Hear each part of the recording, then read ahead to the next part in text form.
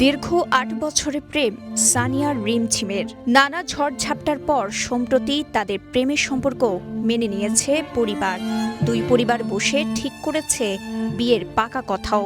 সেই আনন্দের ১৬ মে ফেসবুকে পূর্ণতার কাছাকাছি লিখে দুজনের ছবি শেয়ার করেছিলেন সানি বড়ুয়া। কিন্তু পূর্ণতার কাছাকাছি পৌঁছেও অপূর্ণই রয়ে গেলেন সানি। এক নিমেষেই ফিকে হয়ে গেছে স্বপ্নের সব রং।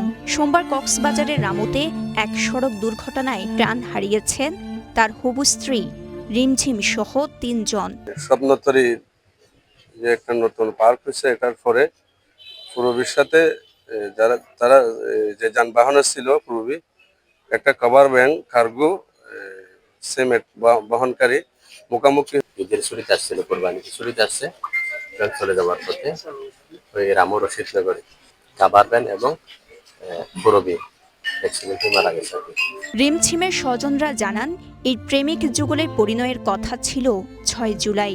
বিয়ে ঘিরে সব ধরনের প্রস্তুতিও চলছে জোরে সোরে। এর মধ্যে কার্ড পাঠিয়ে স্বজনদের দাওয়াত দেওয়ার কাজও চলছে সমান তালে। রিমঝিমের মৃত্যু থামিয়ে দিয়েছে সব আয়োজন। শোকে স্তব্ধ দুই পরিবারের সবাই। এই ঈদে জামা জুতো অ্যাক্সেসরিজের ডিসকাউন্ট।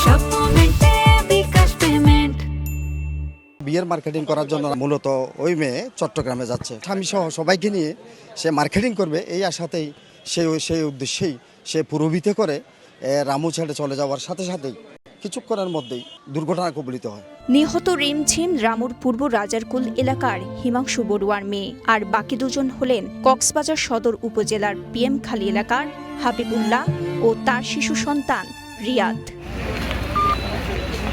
জানা যায়, সোমবার কক্সবাজার থেকে পূরবী পরিবহনের একটি বাস যোগে বিয়ের বাজার করতেই চট্টগ্রাম শহরে যাচ্ছিলেন রিমঝিম।